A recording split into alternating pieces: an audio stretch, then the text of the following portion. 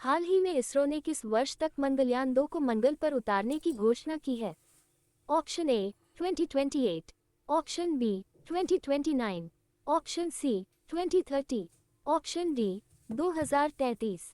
Correct answer. Explanation. भारतीय अंतरिक्ष अनुसंधान संगठन इसरो ने आधिकारिक तौर पर घोषणा की है कि वर्ष 2030 में मंगलयान 2 मिशन प्रक्षेपित होने वाला है। मंगलयान 2 का उद्देश्य एक ऑर्बिटर और एक लैंडर की सहायता से मंगल की धरती पर कदम रखना होगा। भारत द्वारा मंगलयान के प्रक्षेपण के साथ इतिहास रचने के 12 साल बाद भारतीय अंतरिक्ष अनुसंधान संगठन इसरो ने आधिकारिक तौर पर घोषणा की है कि देश पहली बार मंगल ग्रह पर उतरने का प्रयास करेगा। महत्वाकांक्षी मंगलयान 2 मिशन वर्ष 2030 में प्रक्षेपित होने वाला है। इसरो के अध्यक्ष डॉक्टर वी नारायणन ने एक संबोधन के दौरान इसकी पुष्टि की।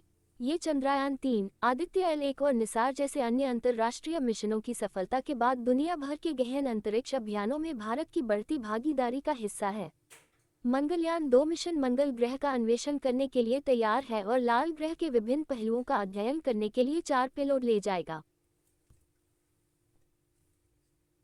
हाल ही में भारत और किस देश ने पनडुब्बी खोज और बचाव सहयोग पर समझौता किया है? Option A Indonesia, option B Vietnam, option C Malaysia, option D Sri Lanka.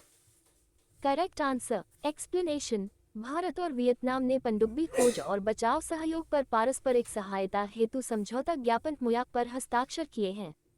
यह महत्वपूर्ण समझौता 15वें भारत वियतनाम रक्षा नीति संवाद डिफेंस पॉलिसी डायलॉग के दौरान हनोई में हुआ, जिसकी सह अध्यक्षता भारत के रक्षा सचिव राजेश कुमार सिंह और वियतनाम के उप रक्षा मंत्री वरिष्ठ लेफ्टिनेंट जनरल होन हुआन चेन ने की। इस समझौते का उद्देश्य पनडुब्बी से जुड़ी आपात स्थितियों में त्वरित सहायता और सहयोग सुनिश्चित करना है। इसी अवसर पर रक्षा उद्योग सहयोग पर एक आशय पत्र लेटर ऑफ इंटेंट लोई पर भी हस्ताक्षर किए गए। हाल ही में भारत और किस देश के मध्य संयुक्त सैन्य अभ्यास VINBAX का छठा संस्करण शुरू हुआ है? Option A Indonesia, option B Bahrain, option C Vietnam, option D Malaysia. Correct answer. Explanation. Bharat और वियतनाम की सेनाओं के बीच संयुक्त सैन्य अभ्यास विनवैक्स 2025 का छठा संस्करण वियतनाम की राजधानी हनोई में शुरू हुआ। विनवैक्स भारत और वियतनाम के बीच एक द्विपक्षीय सैन्य अभ्यास है जिसका उद्देश्य संयुक्त राष्ट्र शांति अभियानों में अंतर संचालन क्षमता को बढ़ाना और सर्वोत्तम प्रथाओं को साझा करना तथा रक्षा सहयोग को मजबूत करना है। हाल ही में किस केंद्रीय मंत्री ने आंध्र प्रदेश में पुनर्निर्मित वेंगलयापेम तालाब का उद्घाटन किया है?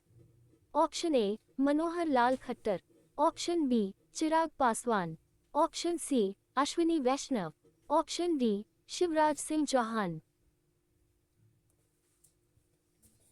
Correct answer. एक्सप्लेनेशन। केंद्रीय मंत्री शिवराज सिंह चौहान ने आंध्र प्रदेश में पुनर्निर्मित वेंगलयापेम तालाब का उद्घाटन किया। आंध्र प्रदेश के गुंटूर जिले में 21 एकड़ में फैले वेंगलयापेम तालाब का उद्घाटन केंद्रीय ग्रामीण विकास एवं कृषि मंत्री श्री शिवराज सिंह चौहान ने 11 नवंबर को किया। 1.2 करोड़ रुपए की लागत से पूरा हुआ ये तालाब जीर्णोद्धार वाटरशेड महोत्सव समारोह का हिस्सा था। मीडिया को संबोधित करते हुए श्री चौहान ने इस बात पर जोर दिया कि जल सांस्कृतिक और आर्थिक विकास का आधार है।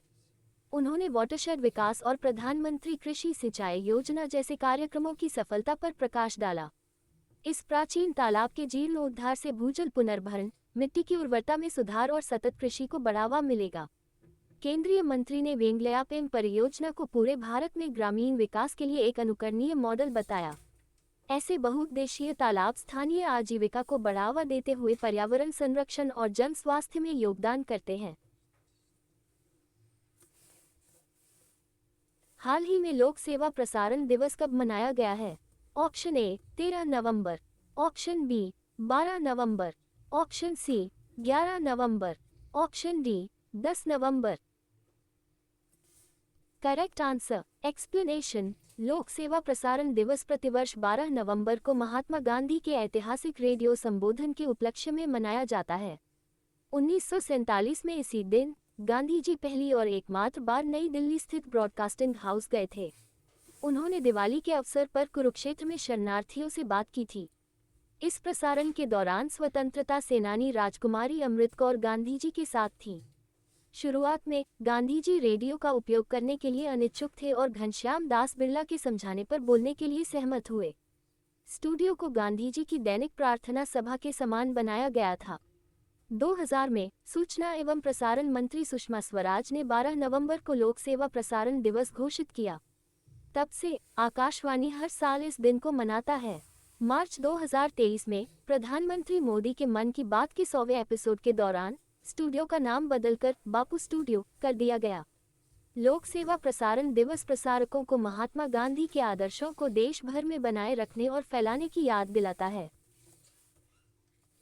हाल ही में किस केंद्रीय मंत्री ने भारत की पहली मेगावाट घंटे पैमाने की vanadium redox flow battery VRFB प्रणाली का उद्घाटन किया है?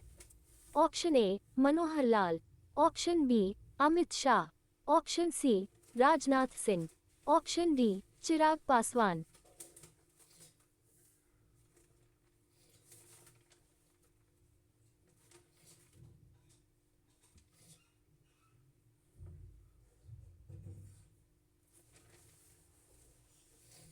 Correct answer explanation. केंद्रीय मंत्री मनोहर लाल ने भारत की पहली मेगावाट घंटे पैमाने की vanadium redox flow battery VRFB प्रणाली का उद्घाटन किया। इस प्रणाली का उद्घाटन केंद्रीय मंत्री ने ग्रेटर नोएडा स्थित NTPC के अनुसंधान एवं विकास केंद्र नेत्रा के अपने दौरे के दौरान किया। इसकी क्षमता 3 मेगावाट घंटे है। ये परियोजना दीर्घकालिक ऊर्जा भंडारण प्रौद्योगिकी की दिशा में भारत की यात्रा में एक बड़ा कदम है। इसका उद्देश्य नवीकरणीय ऊर्जा एकीकरण को मजबूत करना और ग्रिड स्थिरता को बढ़ाना है। वेनेडियम फ्लो बैटरी पारंपरिक लिथियम आयन बैटरियों के विकल्पों में से एक है। यह ऊर्जा भंडारण प्रणालियों के लिए उपयोग किए जा सकने वाले तत्वों की श्रेणी का विस्तार करती है। अपनी यात्रा के दौरान उन्होंने कई प्रदर्शन सुविधाओं का निरीक्षण किया और MSWRDF आधारित एडवांस स्टीम गैसीकरण संयंत्र और 1-1 मेगावाट HENMC बैटरी प्रणाली के साथ 4-4 मेगावाट PAC माइक्रोग्रिड का भी अवलोकन किया। हाल ही में कौन संयुक्त राष्ट्र जल सम्मेलन में शामिल होने वाला पहला एशियाई देश बना है? Option A Nepal, option B Maldives, option C Bangladesh, option D Bhutan. Correct answer explanation. Bangladesh ने 2025 में आधिकारिक रूप से संयुक्त राष्ट्र जल अभिसमय UN वाटर कन्वेंशन को स्वीकार कर लिया है, जिससे वह ऐसा करने वाला पहला दक्षिण एशियाई देश बन गया है। ये निर्णय क्षेत्रीय सीमा पार जल प्रबंधन ट्रांसबाउंडरी वाटर गवर्नेंस के दृष्टिकोण में एक बड़ा परिवर्तन दर्शाता है और विशेष रूप से भारत के साथ मौजूदा द्विपक्षीय जल साझाकरण समझौतों को प्रभावित कर सकता है। जैसे जैसे वैश्विक जल संकट गहराता जा रहा है, बांग्लादेश का एक कदम अपने हितों को एक बहुपक्षीय कानूनी ढांचे के माध्यम से सुरक्षित करने की रणनीतिक दिशा को दर्शाता है। हाल ही में संशोधित भारत नेट योजना को संपूर्ण राज्य में लागू करने वाला देश का पहला राज्य कौन बना है? Option A Haryana, option B Gujarat, option C Maharashtra, option D Punjab.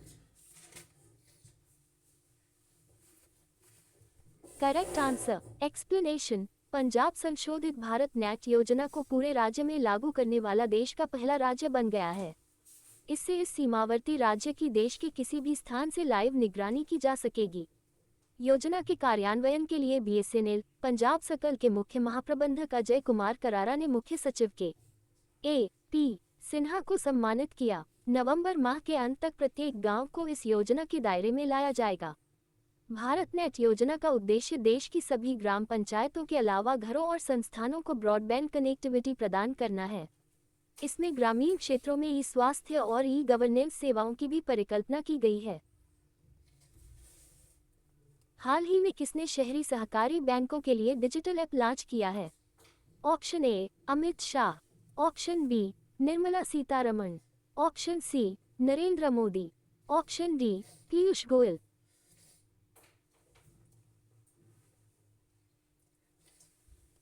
Correct answer explanation. केंद्रीय सहकारिता मंत्री अमित शाह ने शहरी सहकारी बैंकों अर्बन कोऑपरेटिव बैंक्स UCBS के आधुनिकीकरण की दिशा में एक बड़ा कदम उठाते हुए 2 नवीन मोबाइल एप्लीकेशन सहकार डिजीपे और सहकार डिजीलोन लॉन्च किए। भारत की कैशलेस अर्थव्यवस्था में डिजिटल भुगतान के बढ़ते महत्व को रेखांकित करते हुए शाह ने कहा कि प्रतिस्पर्धी बने रहने के लिए सहकारी बैंकों को आधुनिक तकनीकों को अपनाना ही होगा। ये लॉन्च शहरी सहकारी ऋण क्षेत्र पर आयोजित 2 दिवसीय अंतर्राष्ट्रीय सम्मेलन के दौरान हुआ, जहां मंत्री ने इस क्षेत्र के व्यावसायीकरण और विकास के लिए महत्वाकांक्षी लक्ष्य भी हाल ही में भारतीय सेना ने कहां पहली बार पूर्ण स्तरीय एयर शो आयोजित किया है? Option A Indore, option B Guwahati, option C Jaisalmer, option D Jodhpur. Correct answer explanation. हाल ही में भारतीय वायुसेना ने असम के गुवाहाटी शहर में पहली बार पूर्ण स्तरीय एयर शो आयोजित किया। ये शानदार प्रदर्शन ब्रह्मपुत्र नदी के किनारे लाचित घाट पर आयोजित हुआ। इस एयर शो का उद्देश्य पूर्वोत्तर भारत में वायुसेना की उपस्थिति और क्षमताओं को प्रदर्शित करना था।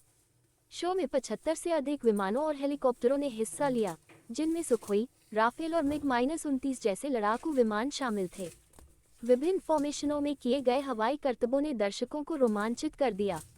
यह आयोजन भारतीय वायुसेना की 93वीं वर्षगांठ के उपलक्ष्य में किया गया था।